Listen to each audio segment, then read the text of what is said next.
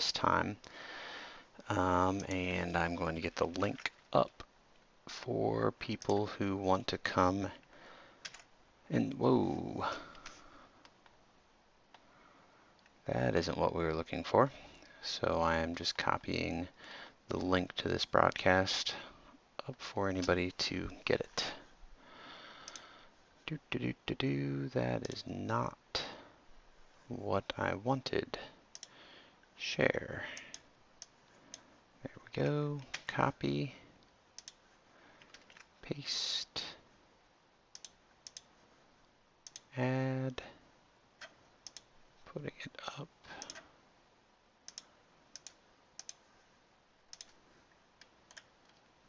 And there we are. Okay. So we are going to be working through what? Nope. Okay.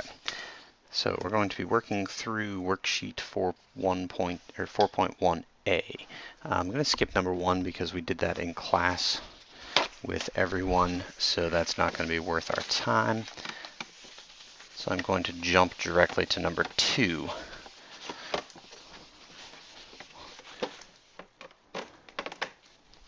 Alright, so in number 2 we have an ice skater.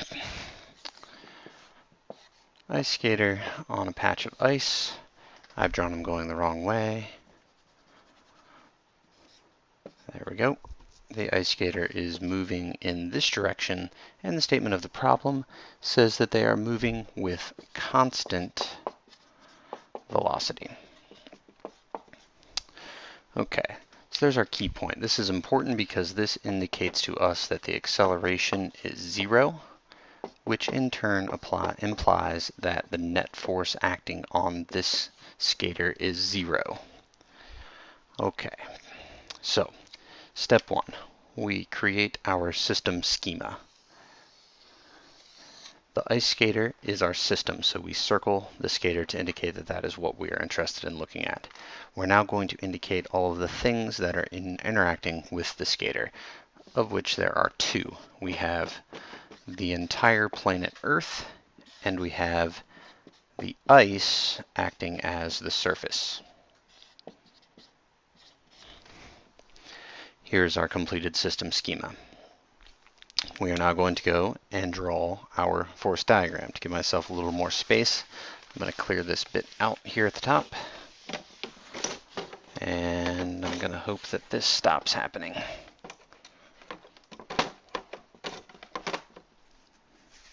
Stay. Okay, so drawing my force diagram. We reduce the system to a point at the center of our coordinate system. Drawing in our coordinate system, there is our x-axis, which is parallel to the surface. We have a convention that we generally will make our x-axis the surface. Here's the surface. The y-axis has to be perpendicular to that surface. We now insert our forces. Going to our system schema, we look and say, okay, here's object number 1, the Earth.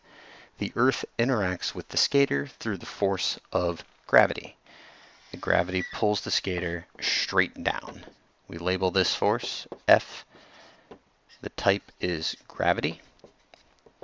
It is by the entire Earth on the skater.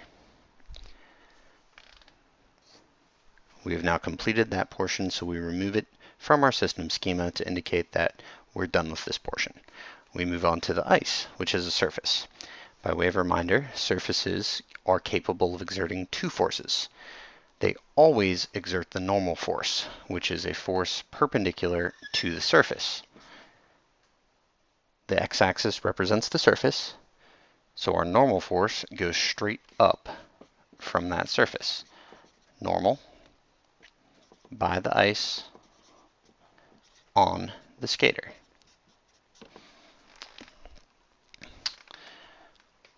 We now want to analyze this thing. We want to analyze the motion in both directions, horizontally and vertically. And by analyze, I mean we need to think about the acceleration. The direct relationship that we're interested in is the relationship between the direction of the net force and the direction of the acceleration. We can get to this by looking at the skater and saying, is the skater accelerating up or down? The answer is no. The skater is not accelerating up or down, so we know that there cannot be a net force vertically. But we do have forces vertically. We have two of them. So when we actually write this thing out, the net force in the y direction is the normal force up minus the force of gravity down. Because there is no acceleration vertically, we know that this has to be equal to 0. The only way for that to work out is if this force and this force are equal to each other. I have not currently drawn in any forces horizontally, and let's think about if that makes sense. The surface can exert a frictional force, but it doesn't have to. We again ask ourselves the question, is it accelerating? We've already talked about vertically, now let's think about horizontally. Is the skater accelerating, either speeding up or slowing down as they move across the ice? The statement of the question told us no, the skater is not accelerating. The skater is moving at a constant velocity. That tells us that in the x direction, there cannot be a net force because there's no acceleration. This works out well because there aren't any forces in the x direction anyway. Friction is the only one that is available, and it just simply isn't there. So this completes our force diagram for number 2. Moving forward to number 3. So I once again pop that thing off. Yeah. Making a minor adjustment.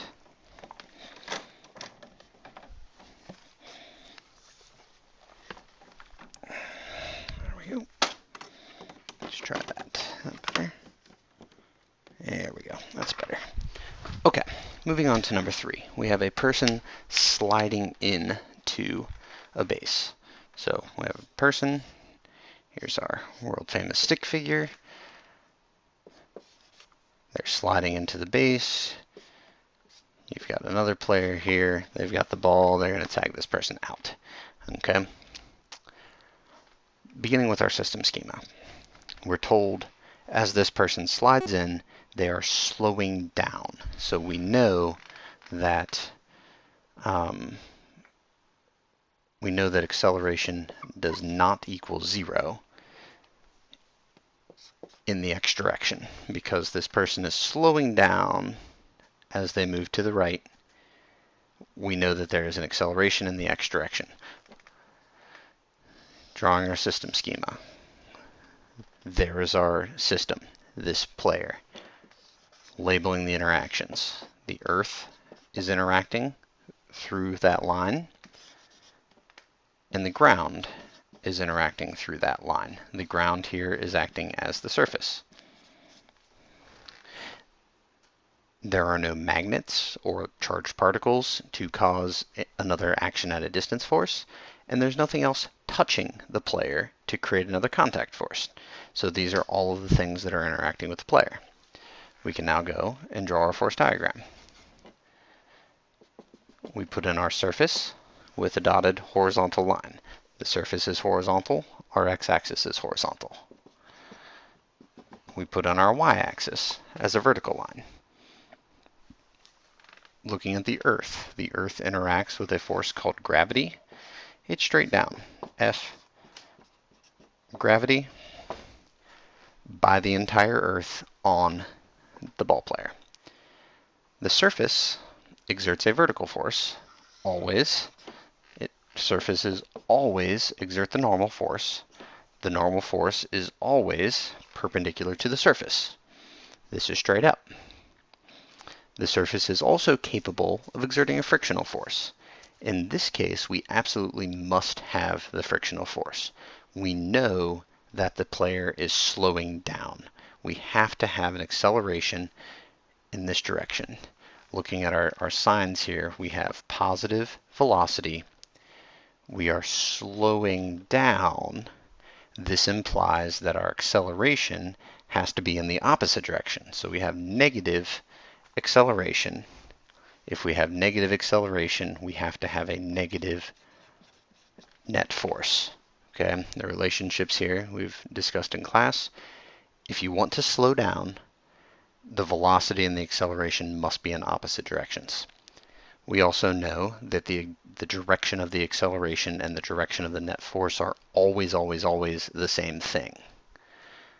So we know that our net force has to be in the negative x direction. So we need a force back this way.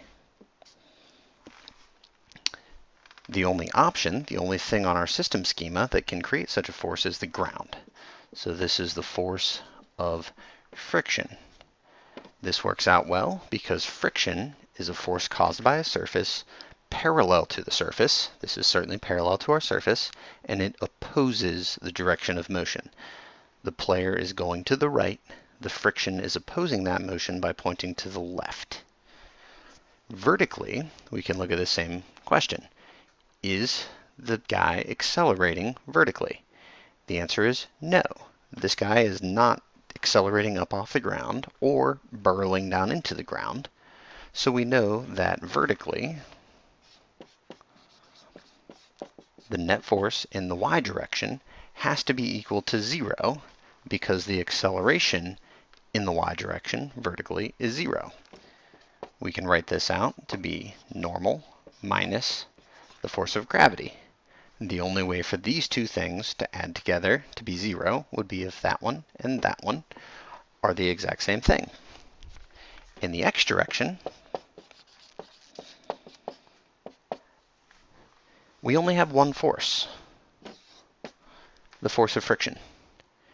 And there is no way in the world that that force by itself can be 0. Someone is here.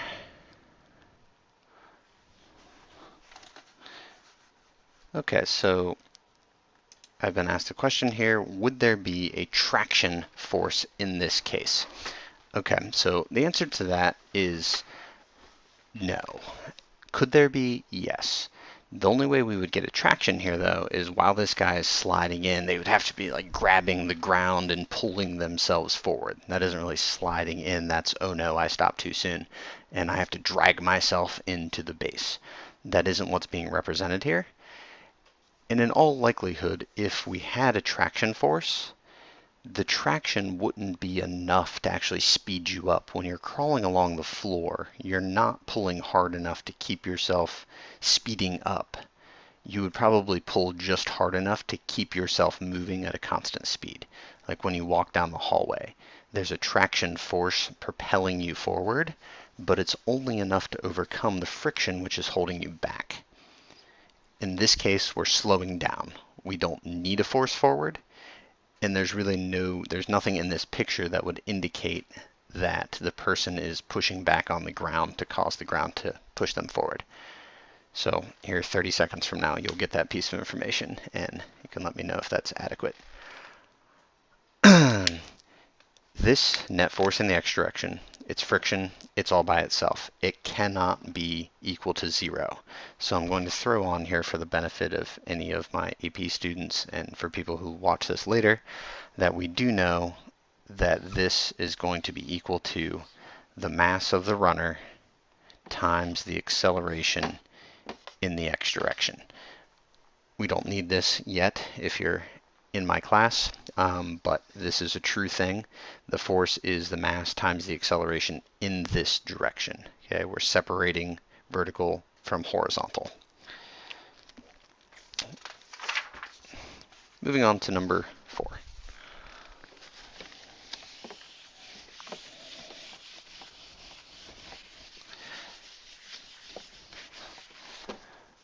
All right, we have a chandelier hanging from the ceiling.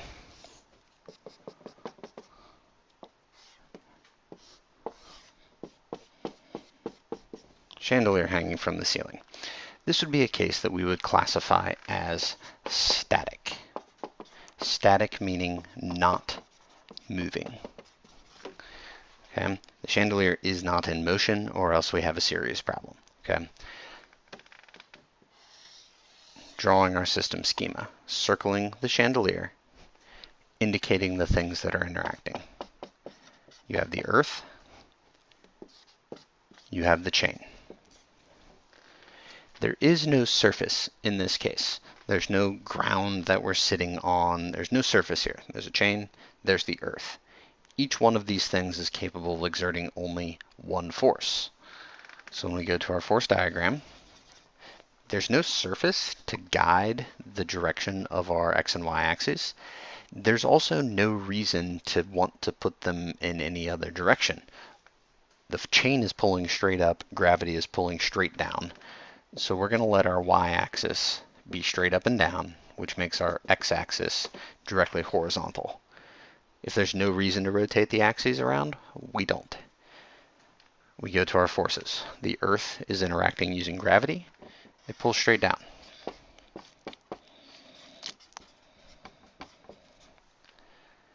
The chain, this is a tension force. We call force in a chain or rope or string, we call that tension. You can only pull with a chain. This is our force of tension. We're now out of things. The chain is accounted for. The earth is accounted for. So we're all out of forces. We have to resolve, are these two forces equal to each other or not? So we go back here and say, look, this thing is not moving. It is static. It's not going to move. This tells us that our acceleration is equal to 0. If our acceleration is equal to 0, that implies for us that our net force is equal to 0. So when we write out our net force equation, F net in the y direction, we have the normal force, not the normal force. We have the tension up minus the gravity down, and that has to be equal to 0. Again, because we know this chandelier is not accelerating up or down.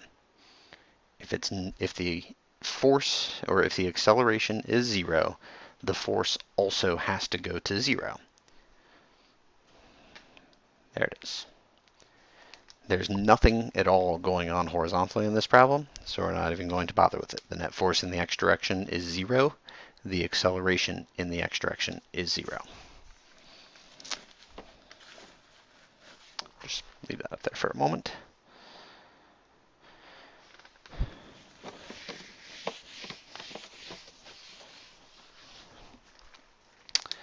Bucket. We have a bucket being pulled up a well. Bucket, well. Pulley, person pulling the bucket. We are told in this problem that our velocity is constant. A constant velocity tells us that the acceleration is 0. That the acceleration is 0 tells us that the net force is also 0. If you apply an unbalanced force onto a thing, it will accelerate in the direction of the net force. F, tension by rope on bucket. Yes, that is correct. Our one award-winning viewer is offering up that we're going to have some tension here. But let's take it step by step. Going through. We have a bucket. That is our system. Things that are interacting with the bucket. We have the earth. Giving myself a little bit of space. We have the rope. Hey! Okay. These are the only two things interacting with the bucket. It's not touching the sides of the well. The person is not touching the bucket. The person is touching the rope. We're not interested in the rope. We are interested in the bucket. These are the only two things interacting. So we go to make our force diagram. Similar to the last case, we have no reason to change our axes, so we don't. Gravity pulls straight down.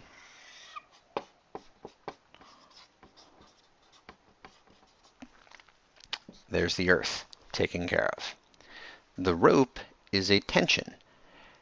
Ropes can only pull. The rope is going straight up, so the tension must also be going straight up. The force of the tension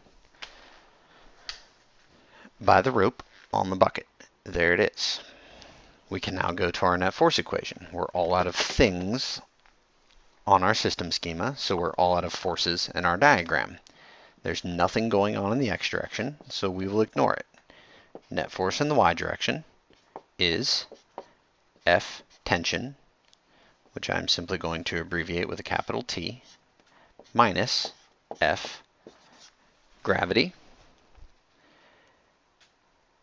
Looking at analyzing the motion, we know that the bucket is not accelerating up, it is not accelerating down. This means that there is no acceleration.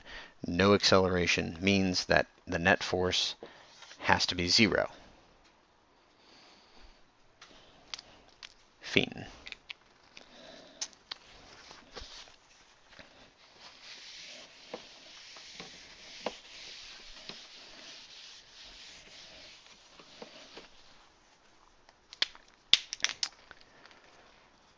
Which brings us to number 6. Draw a force diagram for a skydiver who has just left the plane and is still speeding up. Label the forces and use equality marks, yada, yada, yada. Okay, we got a guy. He's jumped out of an airplane. Okay, we want to indicate that he is speeding up. So we're going to use these lines, and look, the lines are getting farther apart, sort of like a motion map. In the motion map, when the space between the dots gets bigger, that means we're speeding up. This guy is speeding up as he falls. Labeling our interactions. I'm going to do the more complicated of the two options here. If this problem were to appear on a test or a quiz, I would not need you to talk about the air.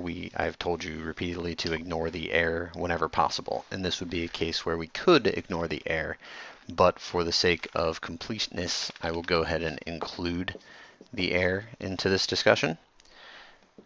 And we once again have the earth interacting. The person is falling straight down, so we have no reason to adjust our axes. Gravity is pulling straight down. Now, we have to figure out what the air is doing.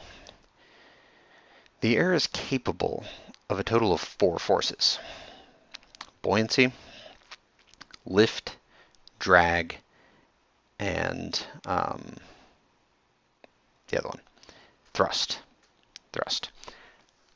Our skydiver doesn't have an engine. He doesn't have a propeller. He doesn't have a rocket pack.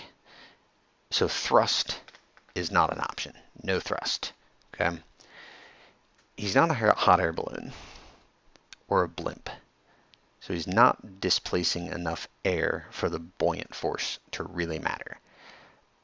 So buoyant force isn't an option.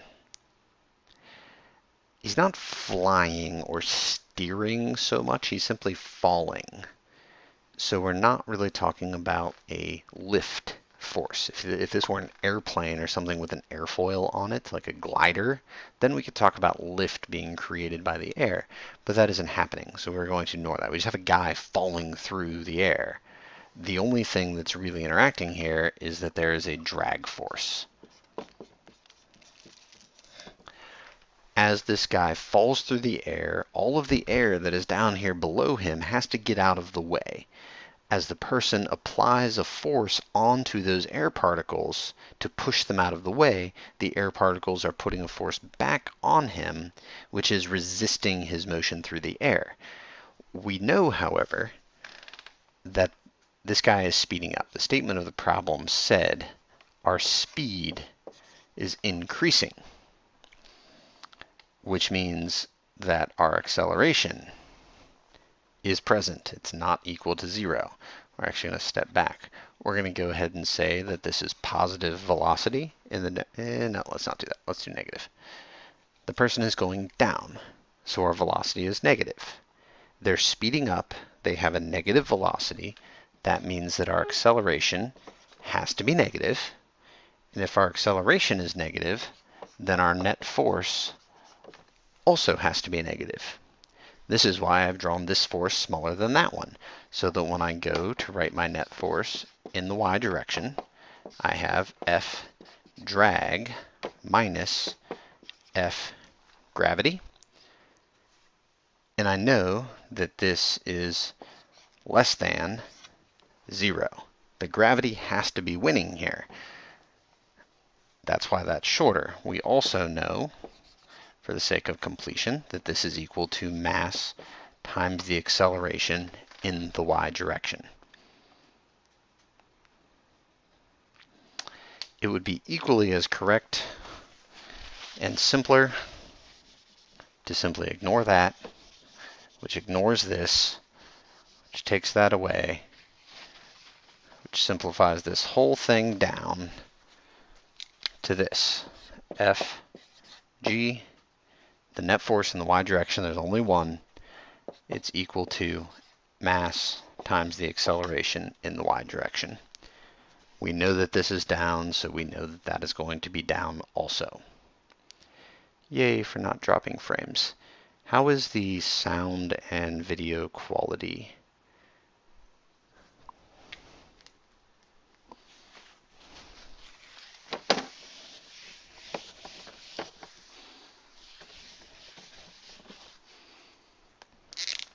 As I set up number 7. In this case, we have a parachute.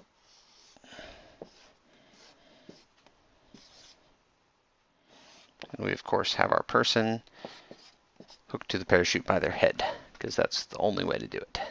It's like some kind of giant sombrero. We are told in this problem that the person is descending. Good. Okay. We're told that the person is descending at a constant velocity. My voice isn't cutting in and out like it was previously. They are descending, so the velocity is negative, but we're told that our speed is constant. So this isn't changing. It's not going up or down. Well, if our speed isn't changing, then our acceleration is 0. And if our acceleration is 0, then our net force has to be equal to 0. Creating our system schema. There's our system. The Earth is interacting. The parachute is interacting. I've chosen not to include the parachute in my system schema, or yes, in my system rather, and that's going to sort of simplify things. I don't have to deal with the air. The air is interacting with the parachute, not the person.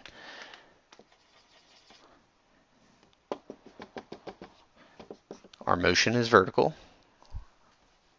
Leave our vertical axis vertical. Leave our horizontal axis horizontal. Gravity is pulling straight down.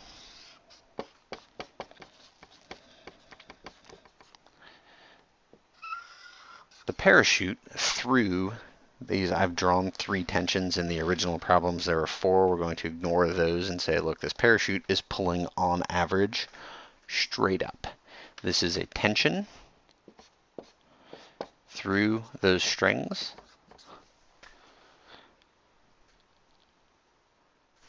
Going to our F net. We're now out of things on our system schema, so we're all out of forces. Going to our F net, we have tension minus Fg, and we've already discussed there is no acceleration, so the net force has to go to 0. This tells us that the tension and the gravity must be equal to each other. Please feel free to interrupt with any questions or thoughts. I'll be a little bit delayed because, you won't think of it until 30 seconds after I've said it, and then it'll take me 30 more seconds to respond at least. Unless, of course, you're watching a recording of this video, in case typing questions isn't going to do you any good. Just, anyway. Number 8. we're going to draw a force diagram for a ball rising in a parabolic trajectory, and we're going to label the forces using equality marks, etc., etc. In the same game, except we have a ball which is rising in a parabolic trajectory. Okay, what does this mean? Where's my get on camera? There we go. Okay. If we throw something, oh, can't even see that. It follows an arced path. You can sort of see it flailing through the sky. That's the idea here. We're going to look at this ball, which is arcing through the air like this. Okay. Wow, I've already transmitted half a gigabyte of data. That's amazing.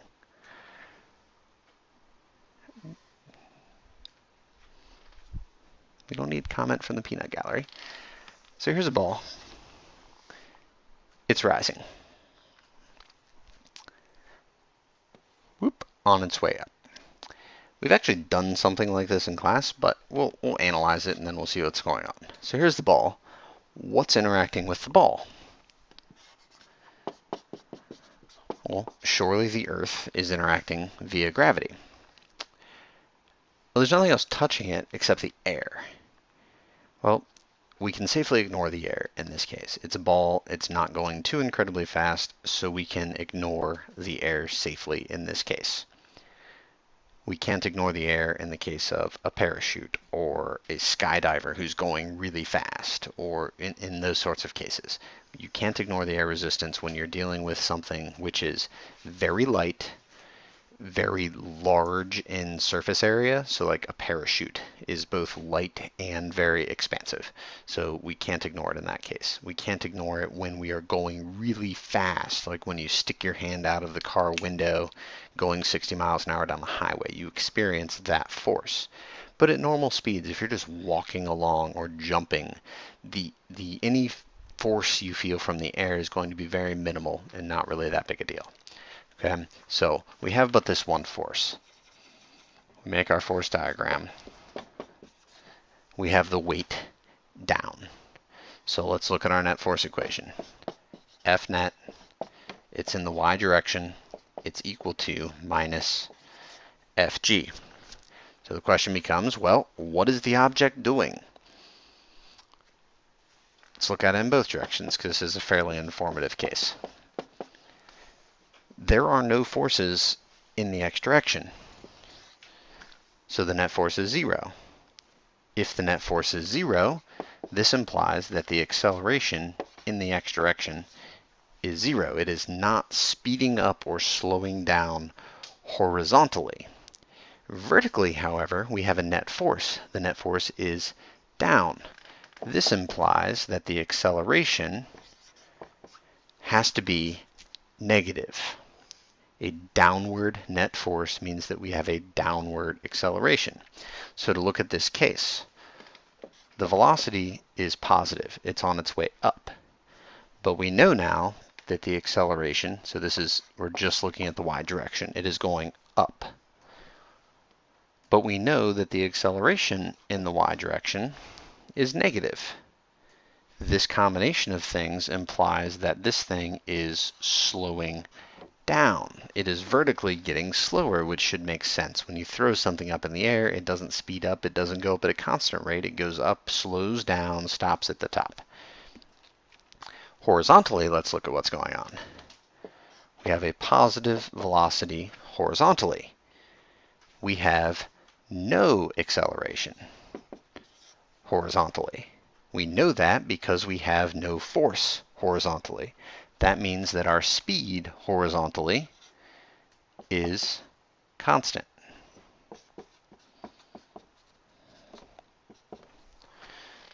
Vertically, this ball is slowing down on its way up.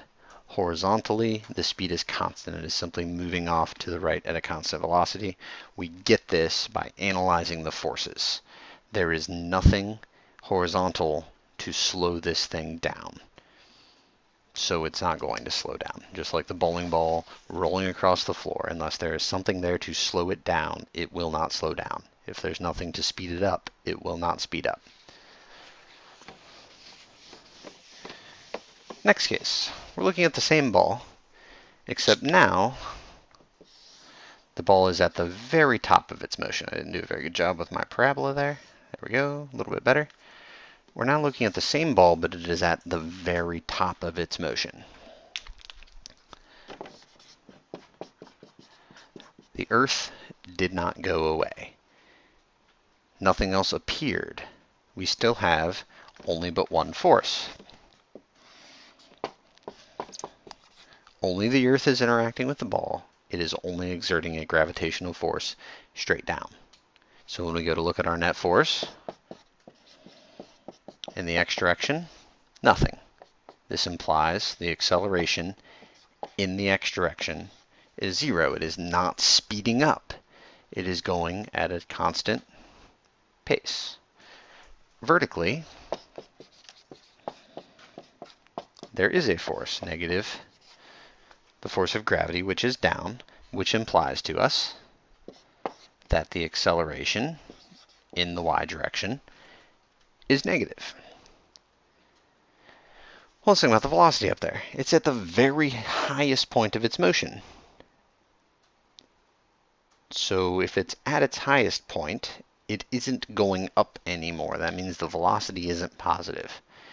It's not coming down yet. If it were coming down, then it wouldn't be at its highest point anymore. This means that our velocity right now at this moment is 0. Our vertical velocity is 0. The acceleration in the y direction is negative. So this guy is going to have little choice. It is going to speed up. The speed is going to increase, but it's going to be increasing downward. We're not moving right now, so this is like the case with a bowling ball. We have a bowling ball sitting there. It's not moving, and we start bashing on it in the negative direction. It's going to speed up in that negative direction because it wasn't moving to start with. In the y direction, or the x direction, our velocity is positive. There are no forces, so the acceleration in the x direction is 0, which means our speed is constant in the x direction. Notice how there is literally no difference between numbers 8 and 9. There's no difference in those two motions. They are simply different parts of the same exact motion. They are analyzed the same way. They have the same force diagram. The accelerations are exactly the same. No difference between those two cases. Okay, now this last couple, which get into a couple of interesting things which are more useful for their vocabulary purposes than for their actual physics utility. So we have a cork floating in a bucket of water. We look at our system. We have two things interacting. We have the Earth. We have the water. This thing is static. That is, it is not moving. It is just sitting there. We go to make our force diagram. We have no reason to rotate our axes. There they are, y and x. Gravity pulls down. Vertically, there has to be a force. We know, because this thing is static, that the net force in the y direction has to equal 0. Well, we have this force. We need something to cancel it out. This thing is vertical. This is called a buoyant force. It is called a buoyant force because it is caused by a fluid being displaced. If this were just a table, we would call it a normal force, but because it is a fluid, which is doing the lifting here, we call it a buoyant force. This is a force that causes a thing to float or feel lighter than it actually is.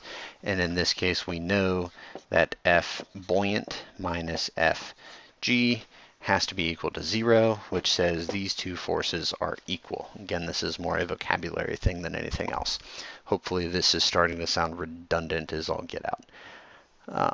It's meant to sound redundant. The force diagrams, part of what you're meant to see is that when you reduce to a force diagram, everything starts to look the same instead of things looking so different. The pictures look different, the force diagrams look the same. The behavior may look different if you look at the picture, but when you go to analyze the force diagrams, there you can see what's actually determining the behavior. Two more. So we have buoyant force, that is force, the floating force caused by a fluid. It is always upward. A buoyant force is always upward. A hot air balloon is held up by a buoyant force. The air around the hot air balloon literally lifts up on the balloon to hold it up in the air. A blimp works this way. Airplanes are different. Airplanes are heavier than air. They're held up by a lift force, which is a discussion for apparently this next problem. So we have an airplane.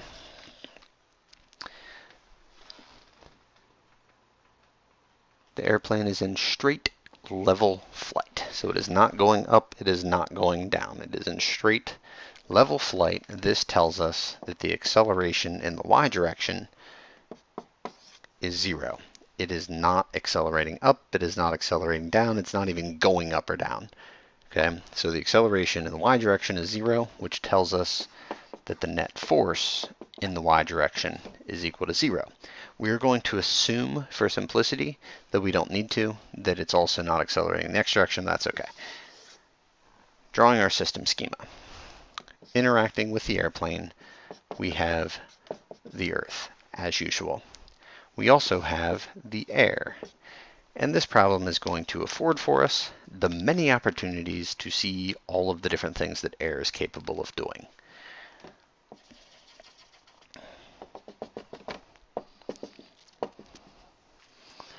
Here's our coordinate grid.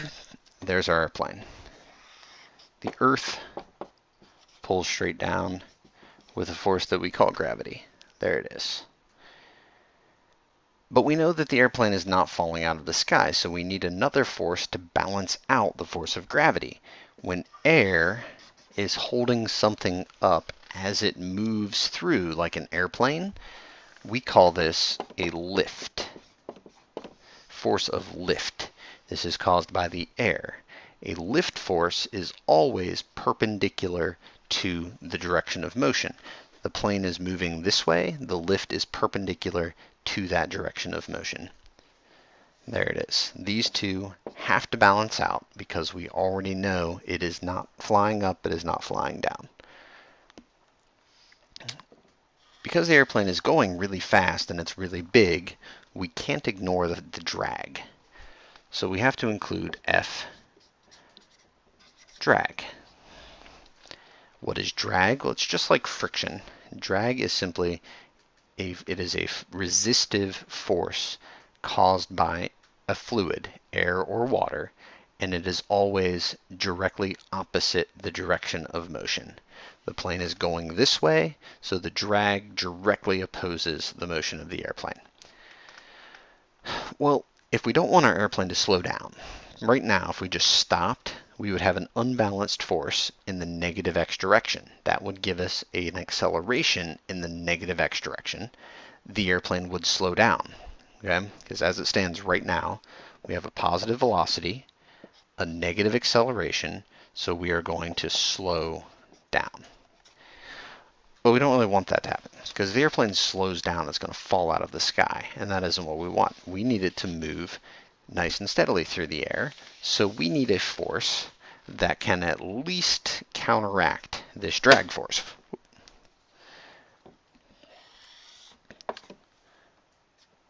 For completion's sake, that's by the air. This is also by the air. This force is a thrust. And guess what? It's also caused by the air. So we have three forces in this problem, all caused by the air. The air in front of the airplane resists the plane moving through it. We call that drag. The air under the airplane is holding it up and keeping it from falling out of the sky. We call that lift. The air behind the airplane, which is being pushed by the engines or the propeller, that is propelling the airplane forward. We call that thrust. Now, are these two equal? Maybe. Maybe they're equal. Maybe thrust is bigger. If the thrust is bigger, the net force will be in the positive x direction, the airplane will speed up. If the drag is bigger, my monitor will fall asleep. If the drag is bigger, we'll have a net force in the negative x direction, which will cause the airplane to slow down. If they are exactly equal, we'll have zero net force. So what I've represented here is that the net force in the x direction is thrust minus drag equals 0. This would imply that the acceleration in the x direction is also 0.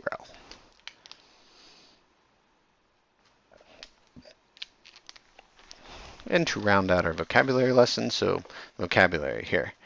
These three forces can be caused by the air when you're dealing with something like an airplane. Not a glider. Gliders don't get thrust. Gliders get lift and drag. And as another dependency, you cannot have lift unless you have drag. You can have drag but no lift, but you cannot have lift without drag. Those two things always go together as far as, well, that way. If you have this, you must have this.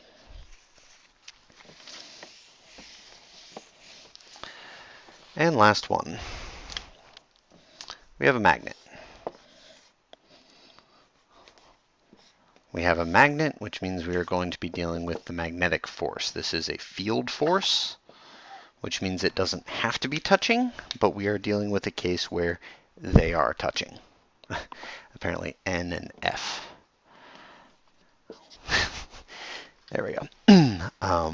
Yeah, forces on the mind, apparently. Okay. We have a magnet. We have a nail. Nails are generally made out of iron. Magnets attract iron. So we are going to have this interaction going on here. So we have the Earth, and we also have the magnet. But the magnet is actually doing a couple of things here. It's behaving as the magnet, but it is also acting as the surface. So it's wearing two hats at the same time. So when we draw our force diagram, I'm going to give myself a chubby dot this time. And that will become clear here in a moment. We have the Earth. The Earth is pulling straight down. Directionally, I've done it a little bit off the axis, but directionally it is straight down, parallel to the axis. The magnet is holding this thing up. So we have a magnetic force holding this thing up. I've drawn it quite large here because we're going to assume, and this is really safe to assume, that the magnet is plenty strong enough to hold up this one nail. We could actually probably hang another nail under it and maybe another nail, and it'd be super fun. We have a long chain of paper clips or something all strung together. This magnet is strong enough to hold up way more than just this one little nail, which means that it's really like slamming together. If you stuck your finger in there, you'd feel it pinching because the magnet is actually pulling too hard to just overcome the gravity. Well, but the nail isn't accelerating up, right? We know that this thing is static. It's not moving. So when we look at our net force, we've got the magnet minus the gravity, but we know that this force is way bigger than that one. So we need another force. We need something else which is helping the gravity out to overcome how big this magnetic force is. And what that's going to be is the normal force. The magnet is also acting as a surface. There's a contact here. Surfaces create normal force, but in this case, instead of being on top like we're used to, like with the tray here, we can be on top of it. That's how we're used to the normal force. This is a case where we're below the surface, pushing up into it. That's still a normal force. It's still 90 degrees to the surface, which is horizontal here. It's just pushing down. These two things together, or three things rather, add up to 0. Which gives us what we need for our static, which is that the acceleration is equal to 0. And there we have our force diagrams. And there I will sign off for the evening. Thank you for coming out. Hope you've enjoyed it. And sorry that this is sometimes very boring.